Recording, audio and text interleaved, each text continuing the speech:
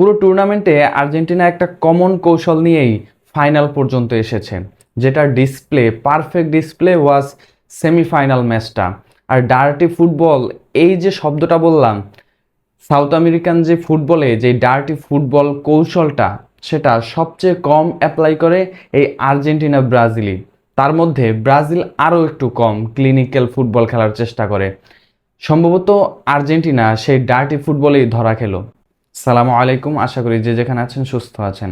আর্জেন্টিনার দুইটা ম্যাচ নিয়েই কথা বলা যায়, সেটা হচ্ছে সেমিফাইনাল এবং ফাইনাল। সেমিফাইনাল ম্যাচেও আর্জেন্টিনা সেই ডার্টি ফুটবল কৌশলটা অ্যাপ্লাই করছিল একটা সময় খেলার শুরুর দিকে।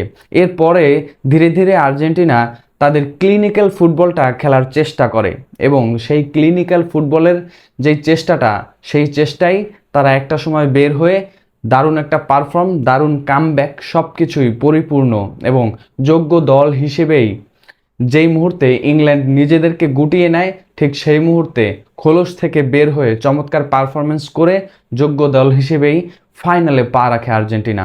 কিন্তু ফাইনালে সেই ডার্টি ফুটবল কৌশল কিংবা ধাপে ধাপে এই পর্যন্ত আসার যে কৌশলগুলো, সেগুলো একটাও একটাও স্পেন পারফেক্টলি ইউজ করতে দেয়নি। তবে স্কেলোনির একটা প্রশংসা করতেই হয়, এই বিশ্বকাপটা একটু নতুন প্যাটার্নে, কেননা 4টা ব্রেক পাওয়া যায়, 2টা এক্সট্রা হাইড্রেশন ব্রেকও এই টুর্নামেন্টে যুক্ত হয়েছে। সেখানেই তিনি বাজিমাত করেছেন। সেমিফাইনাল পর্যন্ত সেই একটা জায়গায় অনেক বেশি বিচক্ষণভাবেই তিনি নিজের কৌশলটা অ্যাপ্লাই করেন, কেননা হাফ টাইমের আগের যেই হাইড্রেশন ব্রেক, সেই হাইড্রেশন ব্রেক পর্যন্ত আর্জেন্টিনা দলটা একেবারে স্লো খেলে এবং এর পরে হাফ টাইম পর্যন্ত ম্যাচটাকে প্রতিপক্ষের কোচের যেই প্ল্যানগুলো রিড করার চেষ্টা করে, নিজেদের সেই সেম প্ল্যান রেখেই হাফ টাইমের পরে স্কেলোনির দলটা নেমে মেসিরা ঠিক সেই কাজটাই করেন। আবারও সেকেন্ড হাইড্রেশন ব্রেক পর্যন্ত ম্যাচটা রিড করেন, প্রতিপক্ষের কোচের যেই কৌশলটা সেটা ধরার চেষ্টা করেন, নিজের কোনো কৌশল চেঞ্জ করেন না এবং পুরো ম্যাচ সেভাবেই তিনি ওই পর্যন্ত খেলতে থাকেন। 70 মিনিট পার হওয়ার পরে আর্জেন্টিনা এতটা বিধ্বংসী হওয়ার কারণ একটা সেখানেও। লাস্ট হাইড্রেশন ব্রেকের পরে যখন প্রতিপক্ষের কোচ ভেবে নেন আর্জেন্টিনার প্ল্যানটা সম্ভবত এভাবেই থাকবে, এই পর্যন্ত শেষ পর্যন্ত ম্যাচের কৌশল সম্ভবত স্ক্যালোনি আর পরিবর্তন করতে নাও পারেন। স্ক্যালোনি ওই জায়গাটাতেই বাজিমাত করে বসেছেন, সে কারণে আর্জেন্টিনা ফাইনাল পর্যন্ত এসেছে। এবং এই কারণেই আর্জেন্টিনাকে আমরা শেষ 15 কি 20 মিনিটের যে কামব্যাক থিওরি এবং এই টুর্নামেন্টে আর্জেন্টিনা নিজেদের সেরা যেই পারফরমেন্সগুলো দিয়েছে ওই একটা জায়গায়। তবে সেমিফাইনাল ম্যাচে আর্জেন্টিনা যেই কাজটা করেছিলেন, সেটা হচ্ছে ইংল্যান্ডকে ডার্টি ফুটবল থিওরি দিয়ে ভরকে দেওয়া, ঠিক সেটাই করেছিলেন। প্রথম হাইড্রেশন ব্রেকের আগে পুরো ওই সময়টাতে আর্জেন্টিনার ডার্টি ফুটবল এবং ফাউল করার চেষ্টা করে এবং ইংল্যান্ডও সেই জায়গায় জয়েন হয়, যার ফলে 19টা ফাউলের মধ্যে আর্জেন্টিনার 12টা এবং পরের 7টা ইংল্যান্ড করেন। কিন্তু এরপরে আর্জেন্টিনা নিজেদের যেই ক্লিনিক্যাল ফুটবল এবং নিজেদের ছন্দময় একটা ফুটবল খেলার শুরু করেন, কিন্তু ইংল্যান্ড আর ওই ডার্টি ফুটবল থিওরি অ্যাপ্লাইয়ের পরে নিজেদেরকে আর গুছিয়ে শেষ পর্যন্ত আসতে পারেনি এবং আর্জেন্টিনা যখন অ্যাটাকিং স্টাইলে চলে যায়, ইংল্যান্ড নিজেদেরকে আরও গুটিয়ে নেয়। সেই ম্যাচ থেকে ইংল্যান্ড ছিটকে যায়। ঠিক সেই গুটিয়ে নেওয়ার থিওরিই আর্জেন্টিনাকেও ফাইনালে পিছিয়ে দেয়।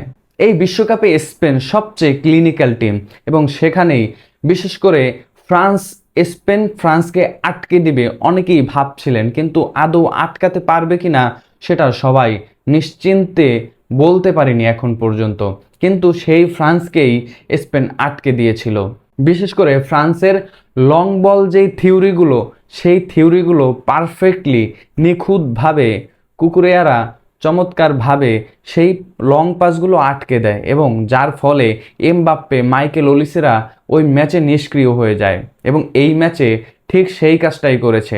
মেসিকে 3-4 জনের গার্ড দিয়ে বাকি প্লেয়ারদেরকে ফাঁকা স্পেস দেয়নি। মূলত মেসিকে সবাই একটা নজরে রেখে মেসি যেই ক্লিন এবং কি পাসগুলো দিত সেই জায়গাগুলোই ব্লক করে রেখেছিল দূর থেকে, যার ফলে মেসি এই ম্যাচে নিষ্ক্রিয় ছিল। এবং আমরা দেখেছি এই পুরো টুর্নামেন্টে মেসির কারণেই প্রত্যেকটা ম্যাচে আর্জেন্টিনা কামব্যাক করে শেষ পর্যন্ত ম্যাচগুলো বের করে নিয়ে এসেছে। তবে সাউথ আমেরিকান ডার্টি ফুটবল, যেটা ফুটবলের কলঙ্ক হিসেবেই ধরা যায়, কলম্বিয়া, পেরু, প্যারাগুয়ে, উরুগুয়ে, এই দলগুলো সবসময় শারীরিক একটা ফুটবল খেলার চেষ্টা করে।